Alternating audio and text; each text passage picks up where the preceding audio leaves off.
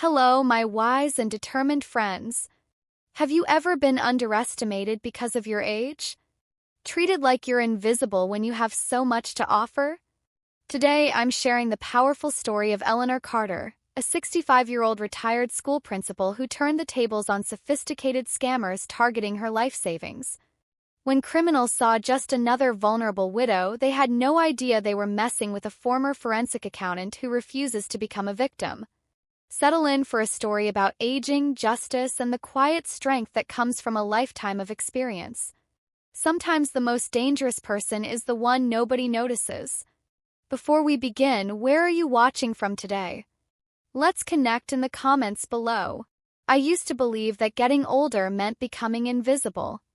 People would talk over me, ignore my advice, or assume I was just a sweet old lady with nothing to offer. My own children treated me like I was made of glass, fragile and outdated.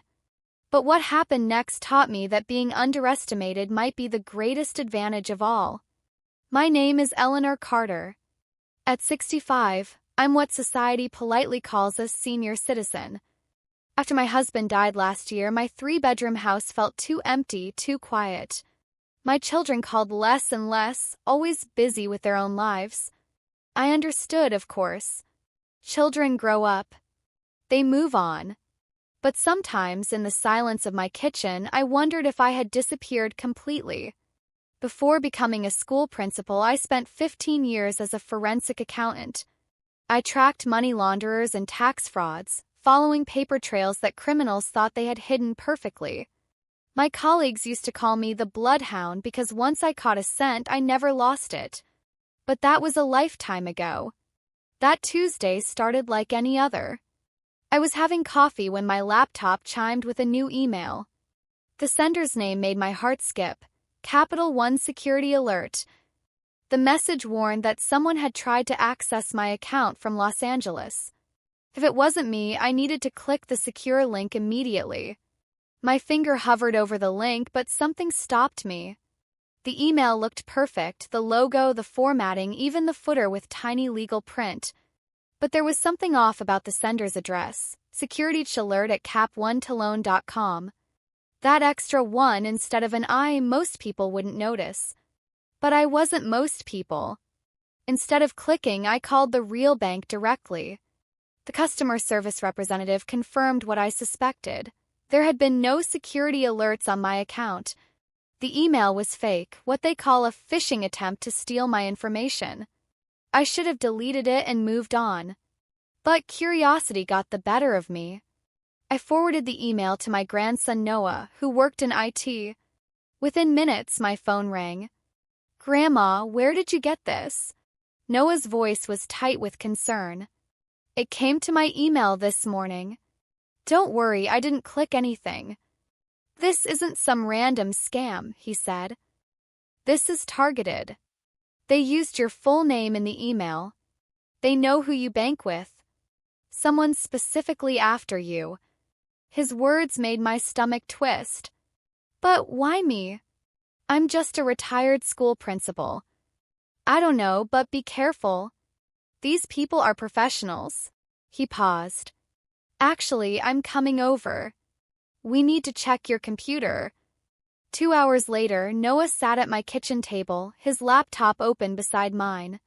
His fingers flew across the keyboard as he installed security programs and checked for malware. "Grandma, when's the last time you updated your passwords?" he asked without looking up. I felt my cheeks warm. I use the same one for everything. It's easier to remember. Noah groaned. "That's like leaving every door in your house unlocked." As he worked, my phone dinged with a text from a number I didn't recognize. "Mrs. Carter, this is Josh Franklin from Capital One Fraud Department. We need to speak urgently about your account.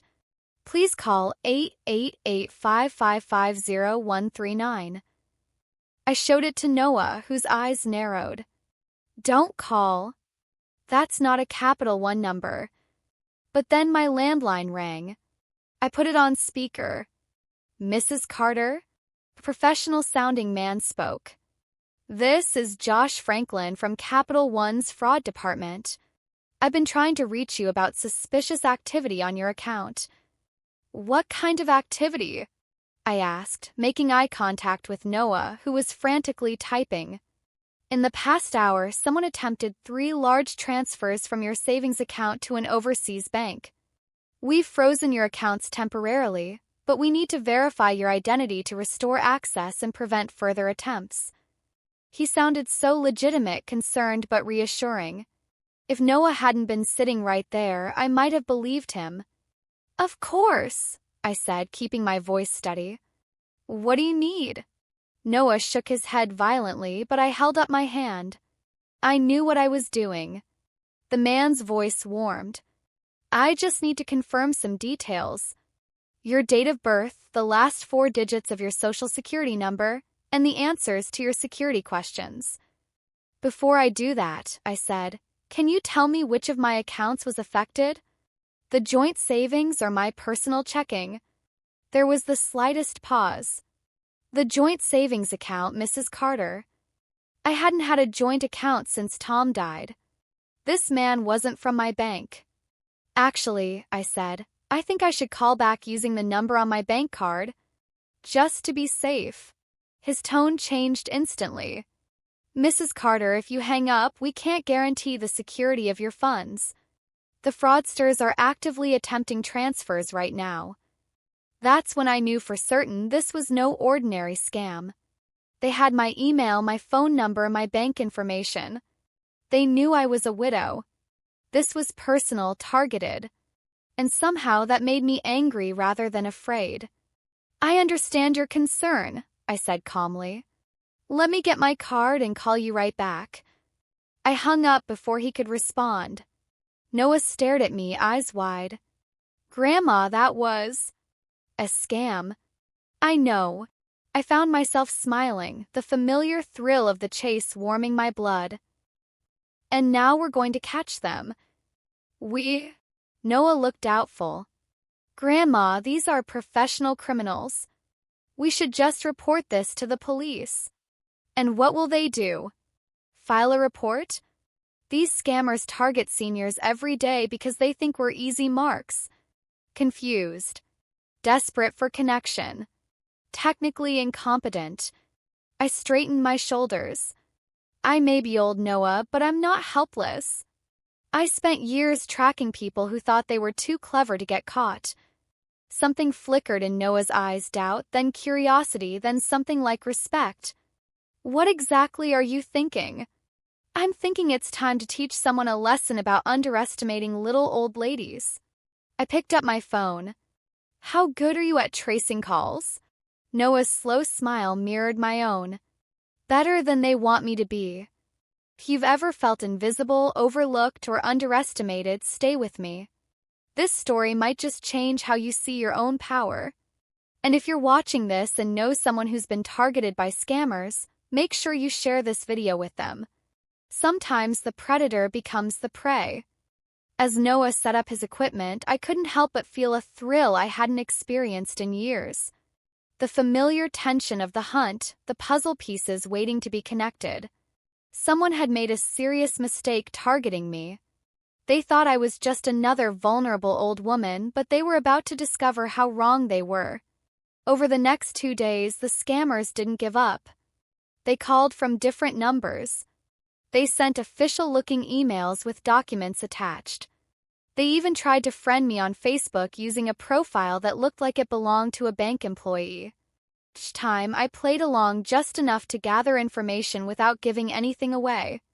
"They're persistent," Noah said, looking up from his laptop. He had taken time off work to help me and had barely left my side. Most scammers would have moved on to an easier target by now. I nodded, staring at the latest email they'd sent. Which means they know something about me that makes them think I'm worth the effort. Question was, what? Noah had installed special software on my phone that recorded all calls and helped trace their origins. He'd also set up something called a virtual machine on my computer, a safe space where we could open the scammers' attachments without risking my actual system. When we opened their latest PDF, it was a letter that appeared to be from my bank, asking me to fill out a form with all my account details.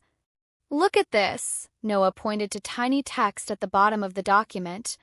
The form sends data to an address in Belarus, but the phone numbers they're using are routed through Miami. I frowned. So we're dealing with an international operation? A sophisticated one, Noah confirmed. They're using multiple layers to hide their tracks. Just then, my phone rang again. Same scammer, new number. I put it on speaker and nodded to Noah, who started the recording program.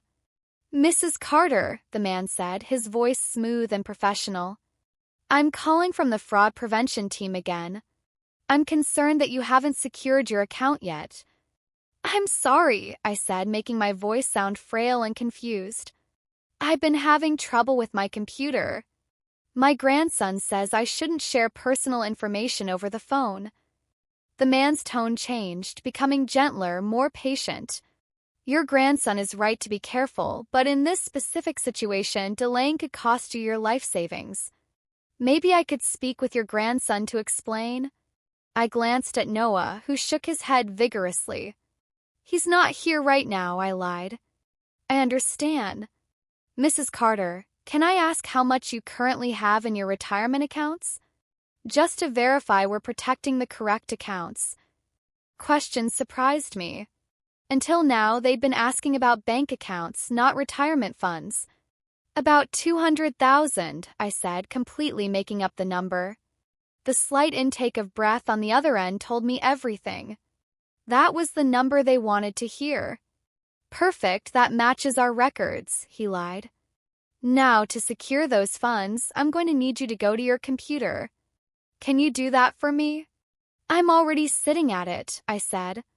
For the next 15 minutes, he tried to guide me through a process that would have given them remote access to my computer. I pretended to be confused, asking him to repeat instructions, claiming my computer was running slowly. Noah used this time to trace the call, his fingers flying over his keyboard. When he finally gave me a thumbs up, I decided to change tactics. Before I click that button, I said, "Can I ask you something? How did you know about my inheritance?" The line went silent for a moment. Then, "Excuse me?" "My husband's life insurance payout. 200,000 that was deposited last month." "How did you know about that?" "There was no such deposit, of course. Tom's policy had been paid out nearly a year ago. But I wanted to see how the scammer would respond. Mrs. Carter, as I explained, we have access to your bank records as your financial institution." "That's strange," I said, keeping my voice innocent, because that money didn't go to my bank. It went directly to my investment account with Fidelity. Another pause. "Yes, that's what I meant. We work closely with Fidelity on fraud prevention." Noah was frantically writing something on a notepad. He held it up. "They know about Tom's policy." My blood turned cold. This wasn't random. They knew specific details about my finances that wouldn't be available through simple database hacks. "One last question," I said. "Is Richard there with you? I'd feel more comfortable talking to Richard." "Richard isn't available right now," the scammer said smoothly. "That's interesting," I replied, "since I don't know any Richard. But you didn't question who I was asking for." The line went dead. Noah looked at me with new respect. "That was brilliant, Grandma." "No," I said, my mind racing. "That was terrifying. These people know about Tom's life insurance. They know which bank I use. They may even know how much money I actually have." I turned to him. "Noah, I think someone I know is involved." Noah's program had traced the call to a location in our own city, not Miami or Belarus. The scammers were local, possibly watching me. "We need help," Noah said firmly. "This is too dangerous." "You're right," I agreed. "But not the police." "Not yet." I picked up my phone and scrolled through my contacts until I found the name I was looking for. "We need someone who understands how these operations work." Marcus Jones had been my best student 20 years ago. He'd also been my most troubled, brilliant but angry, always testing boundaries. After graduation, he'd gotten into some legal trouble but had turned his life around. Now he worked as a cybersecurity consultant, helping companies protect themselves from exactly this kind of threat. When I called, Marcus answered on the second ring. "Mrs. C? Is that really you?" His deep voice brought back memories of the skinny teenager who used to argue with me about Shakespeare. "It's me, Marcus. I need your help with something unusual." After I explained the situation, Marcus was silent for so long I thought we'd lost the connection. "Mrs. C, these aren't amateurs," he finally said. "If they're targeting you specifically and know about your husband's policy, they've done serious research. This is organized crime." He paused. "But I'll help you. Not just because I owe you, but because my grandmother got taken by a similar scam last year. Lost everything." "I'm sorry to hear that," I said softly. "Don't be sorry. Be smart. And from what you've told me, you're already being smarter than they expected." I could hear the smile in his voice. "Let's show them what happens when they mess with my favorite principal." The next morning, Marcus arrived at my house carrying several bags of equipment. My dining room quickly transformed into something that looked like a command center with laptops, extra monitors, and devices I couldn't even name. "First," Marcus said, "we're going to set a trap. We'll create a fake bank account with tracking software embedded in it. When they try to access it, we'll be able to follow the money." "But they'll know it's not my real account," I pointed out. Marcus grinned, the same mischievous smile I remembered from when he was 17. "Not if we make it look better than the real thing. We're going to build you a digital fortune, Mrs. C." As Marcus and Noah worked, I made sandwiches and coffee, listening to them talk in a language that seemed half English, half something else entirely.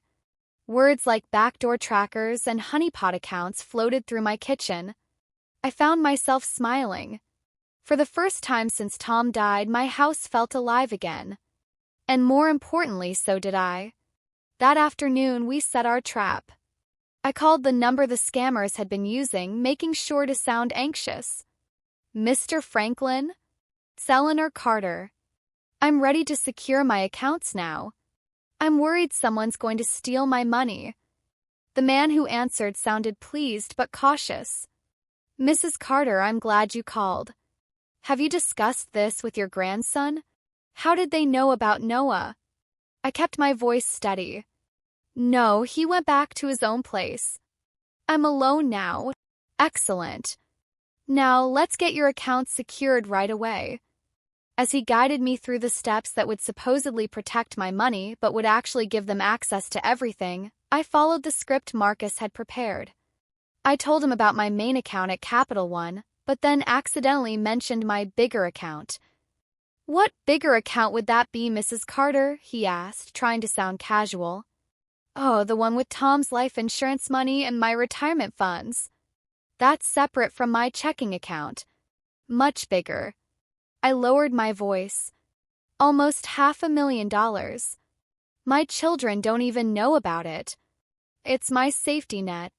I could practically hear him salivating through the phone. "Of course, we should secure that account too," he said. "Can you access it online?" "Yes, but I keep the information in my safe." "Let me get it." I muted the phone and looked at Marcus, who gave me a thumbs up. Our fake account was ready, complete with false statements showing a balance of $475,000. When I returned to the call, I slowly read out the information for our trap account, pretending to struggle with the complex password. "Perfect," the scammer said when I finished. "Now your funds are secure. We'll monitor your accounts and call you if we detect any suspicious activity." "Thank you so much," I said. "I feel so much better now." After hanging up, Marcus high-fived me. "You were perfect. Now we wait for them to take the bait." We didn't have to wait long. Within an hour, Marcus's laptop pinged with an alert. "They're in," he said, eyes fixed on the screen. "They're exploring the account right now." Noah leaned over his shoulder. "Can you see who it is?" Marcus shook his head. "Not yet. They're using a sophisticated proxy server. He typed rapidly, his expression intense. But they made one mistake. They're using the same device they used to create that fake Facebook profile. His fingers flew across the keyboard. And got it. He turned the screen so Noah and I could see. There was a grainy image from what looked like a webcam, a dimly lit room, and the back of someone's head. Is that?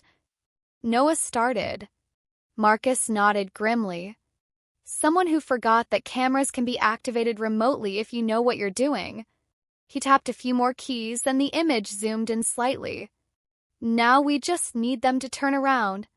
As if hearing Marcus's words, the figure in the image shifted, reaching for something off-screen. For a split second, their face was visible in profile. My heart stopped. That's impossible, I whispered. But it wasn't. I knew that face. I had known it for over 30 years. It was my brother-in-law, Robert. Tom's own brother. If you think finding out someone close to you is behind a scam is shocking, wait until you discover why they're doing it. Sometimes the betrayal goes deeper than money. Make sure you subscribe so you don't miss what happens next as I turn the tables on the person who thought they could steal not just my savings but my dignity. The room fell silent. Robert, my husband's brother, the man who had helped me plan Tom's funeral, who had hugged me as I cried, who had promised Tom he would always look out for me. Are you sure? Noah asked, his face pale. Maybe it's someone who looks like him. I stared at the image on the screen.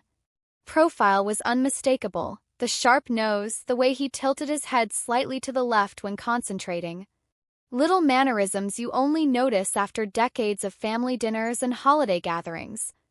It's him, I said, my voice steadier than I expected. But why? Robert has money. His contracting business is successful. Why would he need to steal from me? Marcus was already typing, pulling up information on a new screen. Let's find out. Robert Carter, right? Owner of Carter Construction. I nodded, still trying to process the betrayal. Interesting, Marcus muttered as he scrolled through public records. His business filed for bankruptcy protection 4 months ago. And there's a lien against his house. Tax problems, too. He looked up at me. Mrs. C, your brother-in-law is broke. Pieces started falling into place. Robert had always lived beyond his means, the vacation homes, the boats, the luxury cars. Tom used to worry about his brother's spending habits. One day it'll catch up to him, he'd warned. That day had apparently come. But how would he know about the life insurance? Noah asked. I closed my eyes, remembering. Because he was the secondary beneficiary. If something had happened to me at the same time as Tom, Robert would have received the money. My eyes snapped open. And he was there when the insurance agent explained everything to us. He knows exactly how much Tom left me. Marcus continued digging through financial records. There's more. He took out a large loan 3 months ago from a company called Eclipse Financial. They're known for charging astronomical interest rates. If he can't pay it back, he's desperate, I finished the thought. Desperate enough to steal from his brother's widow. The hurt was physical, like a weight pressing on my chest. I had trusted Robert, had even made him the executor of my will. Noah put his hand on my shoulder. We should call the police. I shook my head. Not yet.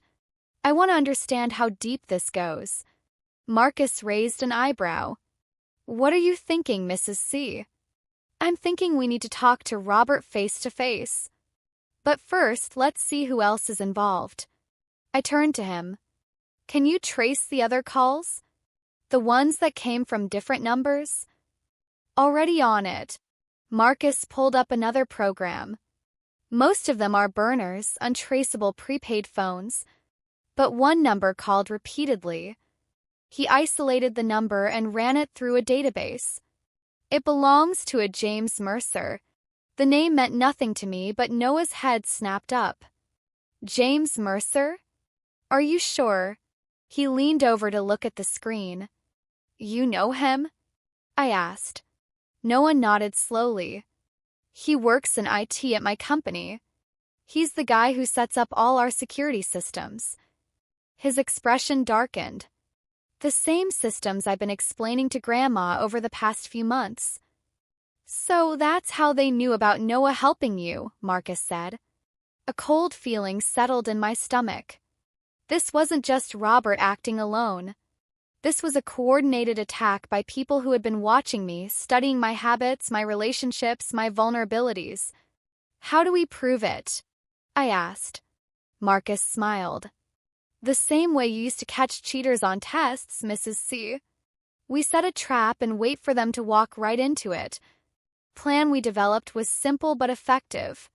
I would call Robert, tell him I was worried about unusual activity on my accounts, and ask for his help as the executor of my will. Given what we now knew, he wouldn't be able to resist.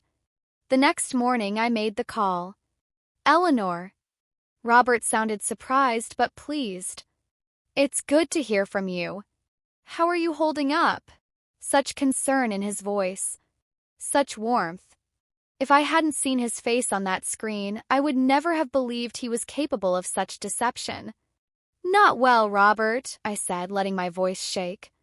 Something strange is happening with my finances, and I'm scared. What do you mean?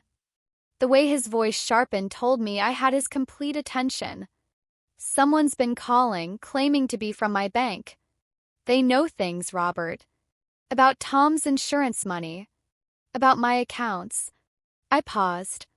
I think someone's trying to steal from me. My God, he said, sounding appropriately shocked. Have you called the police? No, not yet. I don't even know if they believe me. I sound like a confused old woman. I took a deep breath. I need your help, Robert. You know about these things. Could you come over and look at some emails they sent me? Tell me if they're real. There was a slight hesitation. Of course, Eleanor. I'll come right over. He paused. Do you have anyone there with you now? No, I lied. Noah was here earlier, but he had to go to work. I'm alone. I'll be there in 30 minutes, Robert said. Don't worry. We'll figure this out together. After hanging up, I looked at Noah and Marcus, who had been listening on speaker. He's coming. Marcus began setting up hidden cameras around my living room while Noah configured the laptop we would show Robert, complete with fake banking websites and traceable files. Remember, Marcus cautioned, we need him to actively try to steal from you. That's the only way to get concrete proof. I'll get him there, I said with a confidence I didn't entirely feel. When the doorbell rang 20 minutes later, we were ready. Noah and Marcus hid in the kitchen, out of sight but able to hear everything. I took a deep breath, put on my best worried face, and opened the door.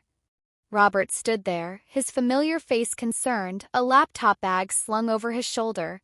He hugged me tightly. It's going to be okay, he assured me, patting my back. You did the right thing calling me. I led him to the living room where my laptop sat open on the coffee table. These are the emails, I said, pointing to the screen.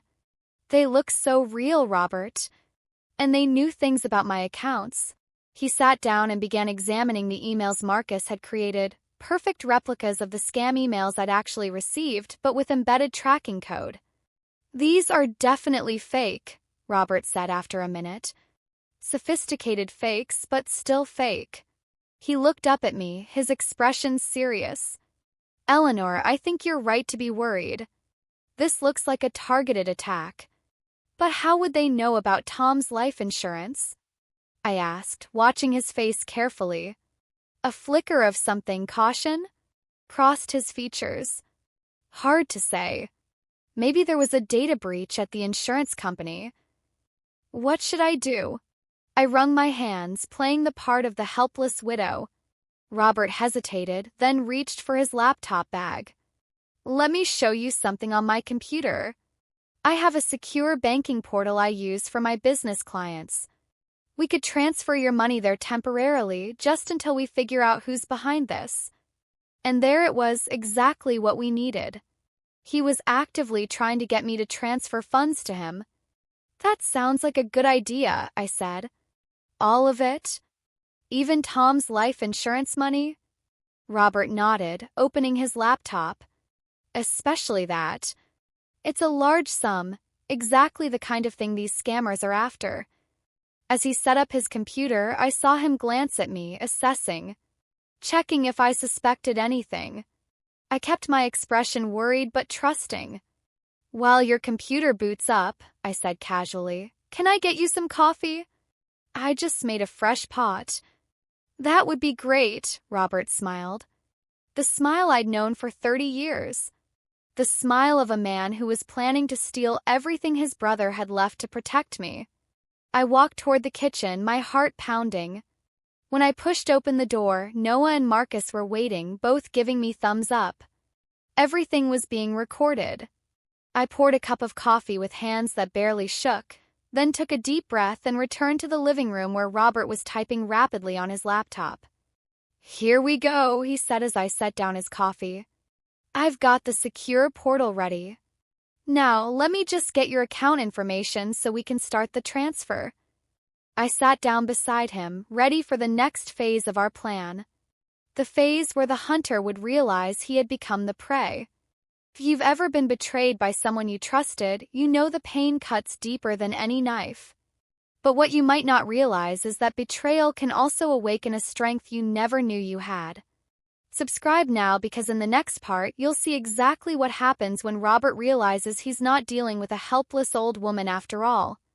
I handed Robert a piece of paper with fake account numbers that Marcus had created. Here's my main account information. The life insurance money is in a separate account. I'll have to find those details. Robert took the paper eagerly. Let's start with this one. We need to move quickly in case the scammers are monitoring your accounts.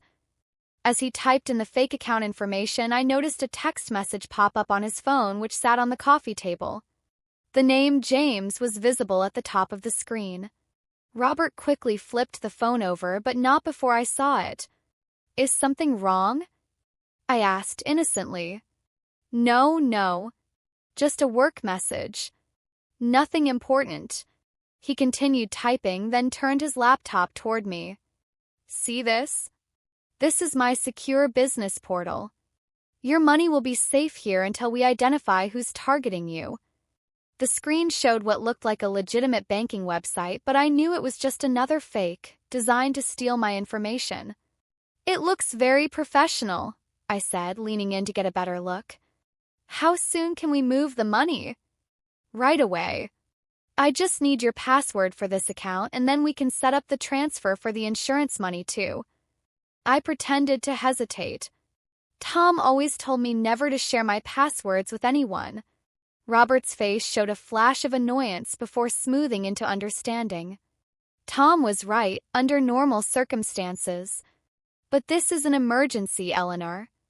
These scammers could drain your accounts any minute. I nodded slowly. I suppose you're right. The password is to Mandeli 1958. I spelled it out carefully. Robert typed it in, barely containing his excitement. Perfect. Now we just need to authorize the transfer. He clicked through several screens. There. The money will be moved to the secure account within 24 hours. He smiled at me. You'll have full access, of course. I'll set you up with login credentials. I feel so much better knowing you're helping me, Robert, I said, touching his arm gently. Tom always said you were the smart brother when it came to money. His smile faltered slightly. Did he? Oh, yes. He admired you very much. I rose from the couch. Now, let me find the information for the insurance account. I keep it in my bedroom safe. As I walked toward the hallway, I heard Robert's phone buzz again. This time, I paused just out of sight, listening. It's done, I heard him say quietly. The main account is accessing now. No, she doesn't suspect anything. Yes, I'll get the insurance money too. Just be patient. I waited until he ended the call, then walked back into the living room with another piece of paper. Found it. Robert quickly put down his phone. Great. Let's secure that account too. As I handed him the paper, I deliberately knocked over his coffee cup. Brown liquid spilled across the coffee table and onto his lap.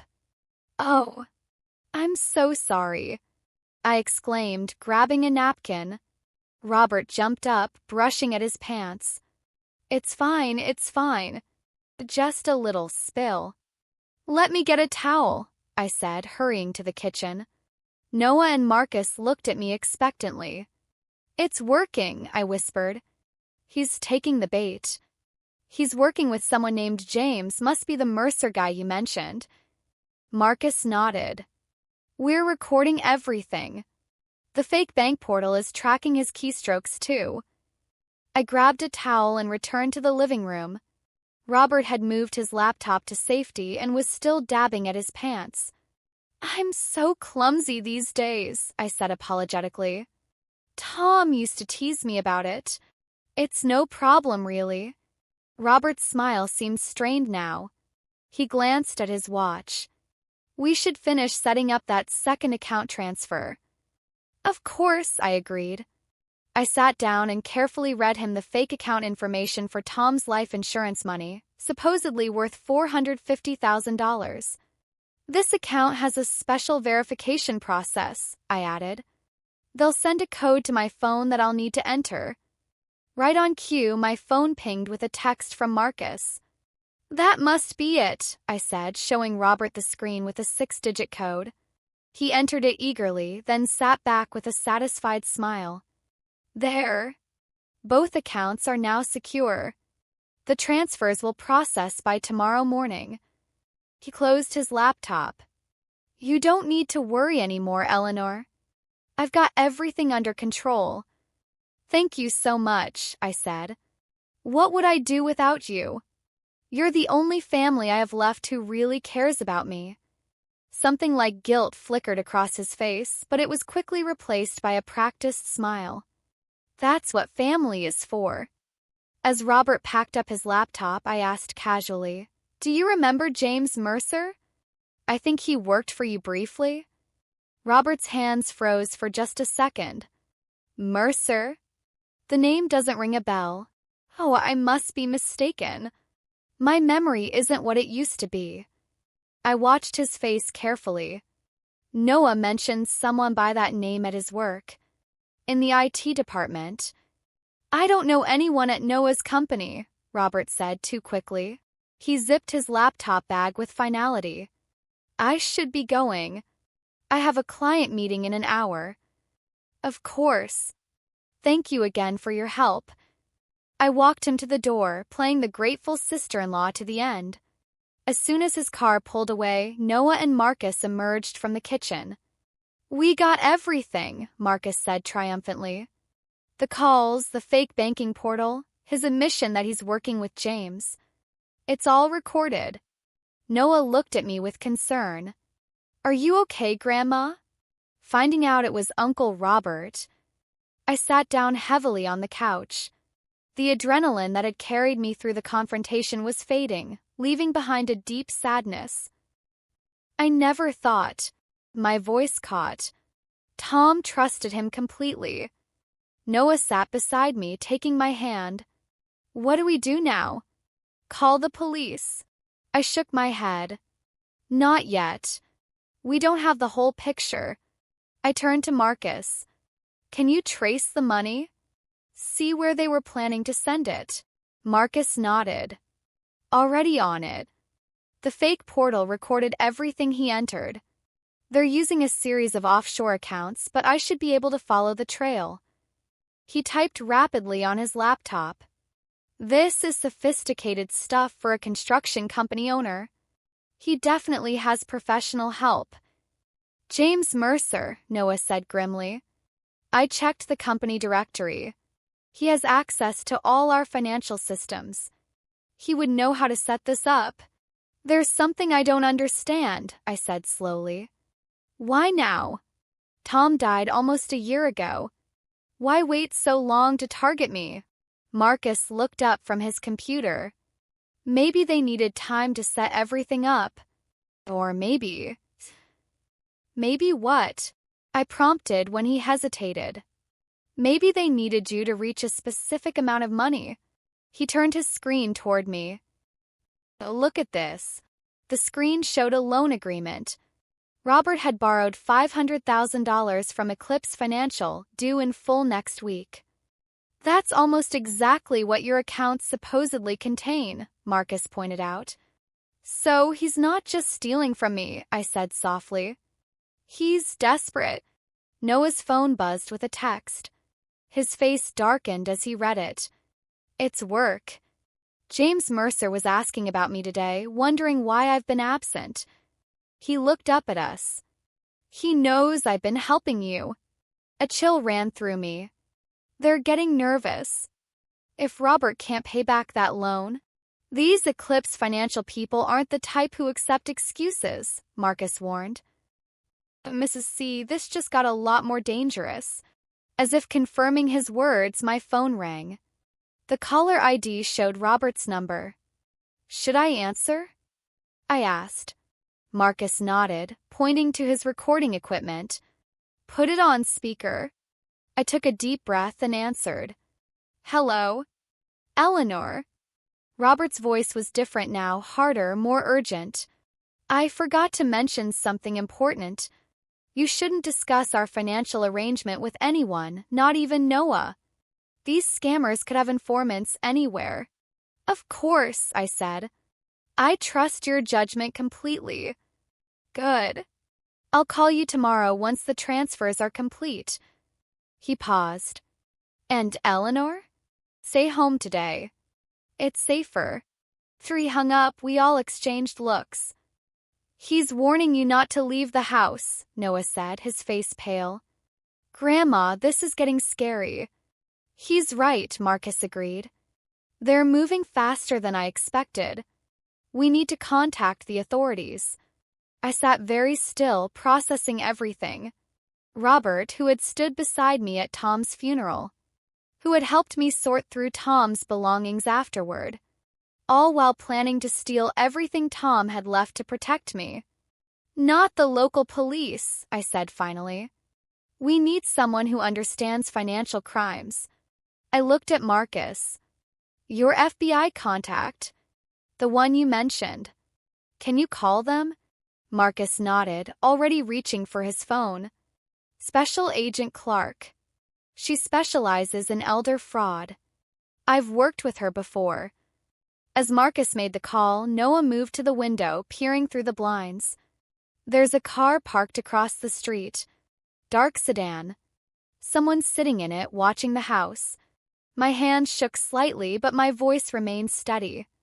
They're worried I might go to the bank in person. Discover the transfers before they can complete them. Marcus finished his call and turned to us. Agent Clark is on her way with a team. She wants us to keep playing along until they arrive. He hesitated. Mrs. C, are you sure you're up for this? It's your brother-in-law we're talking about. I thought about Tom, about the life we'd built together, about the future he'd tried to secure for me. I thought about Robert's betrayal of his own brother's memory. I'm sure, I said, my voice stronger now. No one gets to steal my life from me. Not even family. We spent the next hour preparing. Marcus strengthened our surveillance system. Noah kept watch on the sedan outside. I sat at my kitchen table, looking at old family photos, holidays and birthdays with Robert right there in the middle, smiling at the camera. Had he always been planning this? Or had desperation turned him into someone his brother wouldn't recognize? We were about to find out. If you've ever had to stand up to someone who was supposed to protect you, you know it takes a special kind of courage. Kind that comes from deep inside when you realize that sometimes the most important battles are the ones you never saw coming.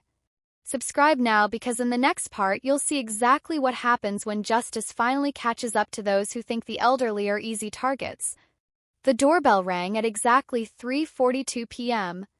Marcus checked the security camera he'd installed and nodded. It's Agent Clark.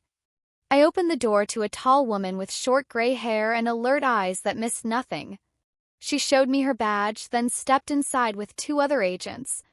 "Mrs. Carter," she said, shaking my hand firmly. "I'm Special Agent Diana Clark. Marcus has filled me in on the basics, but I'd like to hear everything from you." For the next 20 minutes, I explained the whole story, the initial scam calls, Noah and Marcus helping me investigate, and the devastating discovery that my own brother-in-law was behind it all. Agent Clark listened intently, occasionally making notes. When I finished, she nodded gravely. "You've done remarkable work here," she said. "Most victims never discover who's targeting them, let alone gather this kind of evidence." "Will it be enough to arrest them?" Noah asked anxiously. "More than enough for Robert and likely this James Mercer as well," Agent Clark confirmed. "But based on what you've shown me, this appears to be part of a larger operation. Robert and James may just be small players in a much bigger network." "Eclipse Financial," I said, remembering the loan documents. Agent Clark's eyebrows rose. "You know about them?" "They've been on our radar for months. They appear legitimate on paper, but we believe they're a front for a money laundering operation. They target desperate people, offer loans with impossible terms, then use the victims to facilitate other financial crimes." "Like scamming elderly widows," I said quietly. "Exactly." She turned to Marcus. "Can you show me what you've gathered on the money trail?" As Marcus walked her through the evidence, my phone rang again. Robert's number flashed on the screen. Agent Clark held up her hand. "Answer it. Keep him talking. We need to know what their next move is." I put the phone on speaker. "Hello?" "Eleanor," Robert said, his voice tense. "Have you spoken with anyone today?" "No, just like you said. I've been home all day." I tried to keep my voice steady. "Is something wrong?" "There's a problem with the transfers. The bank is asking for additional verification." He paused. "I need you to do something for me. It's important." "Of course, Robert. Anything. I need you to go to your bank in person. Right now. Withdraw everything from your main account in cash. Tell them you're buying a car or something." Agent Clark was already typing on her phone, alerting her team. "All of it?" I asked, stalling. "That's over $100,000. I know it sounds strange, but trust me.